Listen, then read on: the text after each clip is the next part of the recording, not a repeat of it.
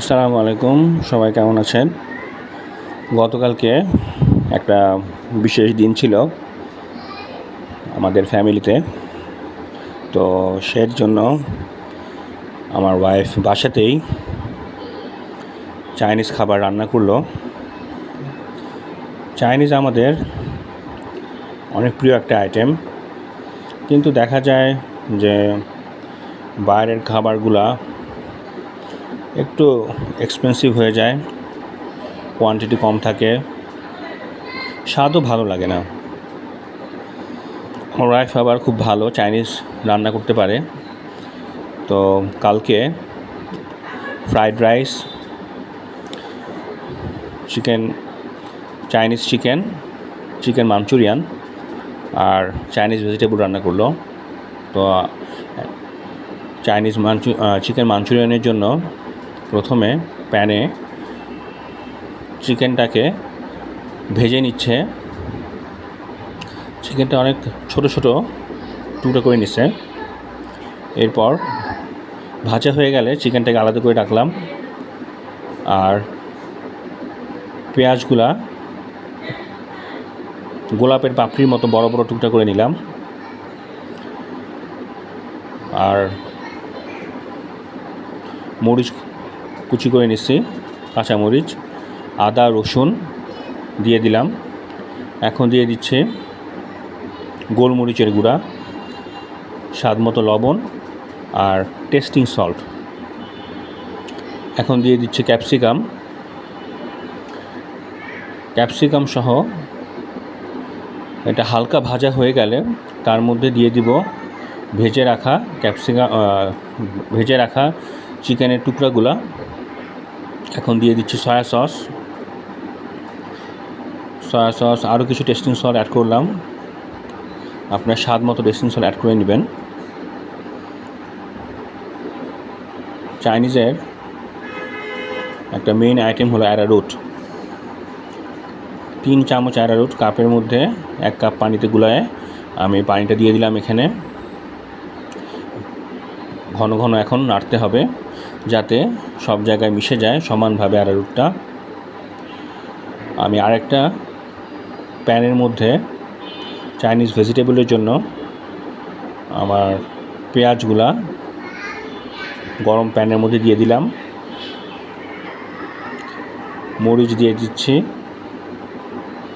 এগুলোকে হালকা ভেজে নিব। হালকা ভাজা হয়ে গেলে এর মধ্যে আদা বাটা, রসুন বাটা দিয়ে দিব,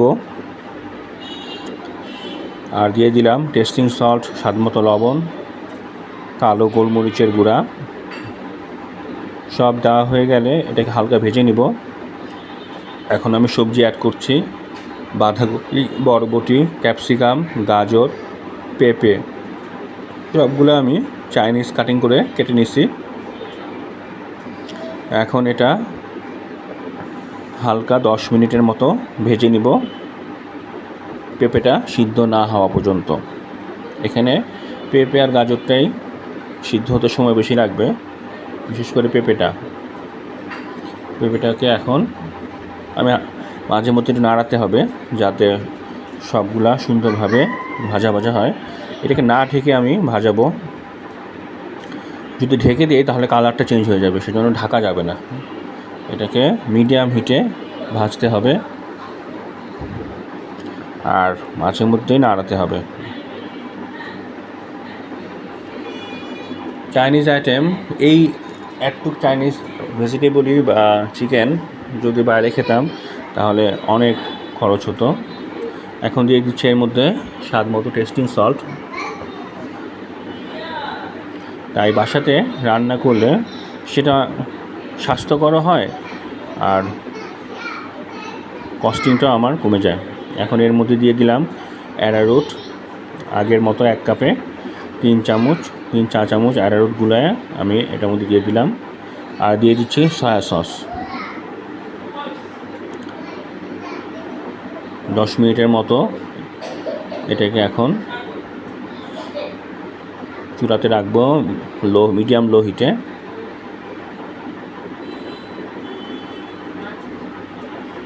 চাইনিজ আইটেমে যদি আচ্ছা, আর আমার চিকেনটাও তৈরি হয়ে গেছে। আমি এর মধ্যে এখন সস দিয়ে দিচ্ছি। সস দিয়ে এটাকে মিশিয়ে নিব, তাহলে সুন্দর একটা মাঞ্চুরিয়ান চিকেন আমার তৈরি হয়ে যাবে। এটা সবারই খুব প্রিয়, আমারও প্রিয়, আমার ওয়াইফেরও প্রিয়, আমার বাচ্চারও প্রিয়। মাঞ্চুরিয়ান চিকেন খুবই মজা লাগে। এখন কড়াইয়ের মধ্যে আমি ফ্রাইড রাইসটা তৈরি করে নিব, আর এদিকে আমার ভেজিটেবলও তৈরি হয়ে গেছে। দেখেন কি সুন্দর কালার আসছে, ভেজিটেবলটা একদম রেডি। বাসার খাবার অলওয়েজ বেস্ট। যদি আপনি ভালোভাবে রান্না করতে পারেন, বাসার খাবারের তুলনা হয় না। যারা আমার চ্যানেলটা দেখছেন, প্লিজ প্লিজ প্লিজ সাবস্ক্রাইব করবেন, লাইক কমেন্ট শেয়ার করে পাশে থাকবেন। উৎসাহ পাবো নতুন নতুন ভিডিও নিয়ে আপনাদের সামনে হাজির হওয়ার। ভেজিটেবলের কালারটা দেখেন কী সুন্দর আসছে, তাই না? খুবই সুন্দর কালার। কালার কম্বিনেশনটা ভেজিটেবলের জন্য খুব ইম্পর্ট্যান্ট, বিশেষ করে গাজর, ক্যাপসিকাম, বরবটি আর পেঁপে। কালার কন্ট্রাস্টটা প্রপারলি মেনটেন হয়েছে। বাঁধাকপিও আছে। তো আমি পাশে কড়াইতে আমার ফ্রাইড রাইসের জন্য ভেজিটেবলগুলো আমি কুচি করে নিচ্ছি, মিহি কুচি। ফ্রাইড রাইসে আবার সব কিছু মিহি কুচি করে দিতে হয়। আমি এখানে গাজর, বরবটি, বাঁধাকপি, ক্যাপসিকাম ভেজিটেবল হিসেবে ইউজ করছি। এটা হালকা ভেজে নিচ্ছি। হালকা ভেজে নেওয়ার পরে আমরা এটার মধ্যে আগে থেকে তৈরি করা আমার রাইসটা অ্যাড করব। লো মিডিয়াম হিটে এটাকে সবসময় ভাজতে হবে, নাড়াতে হবে, যাতে সব জায়গা সমানভাবে সিদ্ধ হয়। বাঁধাকপি দিয়ে দিচ্ছি। এখন বাঁধাকপি অনেক সুপার শপে পাওয়া যায়, যদিও এখন বাঁধাকপির সময় না, এখন অক্টোবর মাস, বাঁধাকপির সময় না। তারপরও কয়েকটা সুপার শপে পাওয়া যায়। আমি সুপার শপ থেকে কিনে আনছি। বাঁধাকপিটা দিলে চাইনিজ আইটেমগুলো অনেক টেস্টি হয়, সেজন্যই বাঁধাকপিটা ইউজ করা। এখন দিয়ে দিচ্ছে এর মধ্যে টেস্টিং সল্ট, স্বাদ মতো লবণ এবং গোলমরিচের গুঁড়া। চাইনিজ আইটেমে আপনার টেস্টিং সল্টটা মাস্ট। আমি আজিনোমোটো টেস্টিং সল্ট ইউজ করি। আজিনোমোটোটাই ভালো। ওরা বলে এটা জাপানিজ, সত্যি মিথ্যা জানি না, এটাই সবসময় ইউজ করি।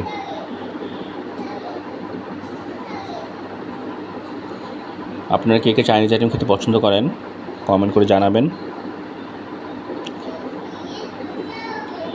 দেখেন ভেজিটেবলের কালারটা কত সুন্দর আসছে, খুবই সুন্দর কালার আসছে, চমৎকার কালার আসছে।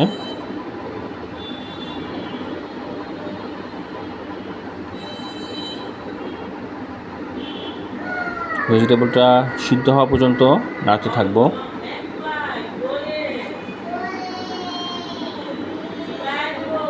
সিদ্ধ হয়ে গেলে এটাকে আমি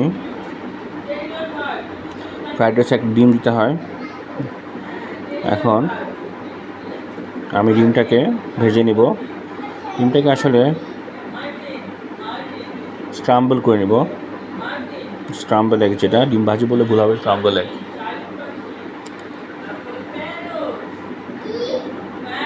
মাঝখানে ভেজে নিচ্ছি। আপনারা চাইলে আলাদাও ভাজতে পারবেন, আমি একবারে করে নিচ্ছি।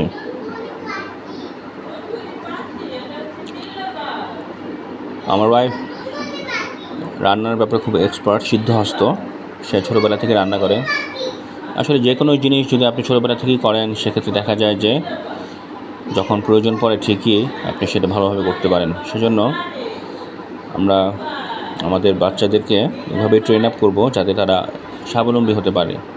এখনকার শহরের বাচ্চাদেরকে তো আমরা এটা করো না, ওটা করো না, খালি পড়ো, খালি পড়ো, খালি পড়ো। আসলে এত পড়াশোনা করে জীবনে কিছু হয় না, এটা সত্যি কথা।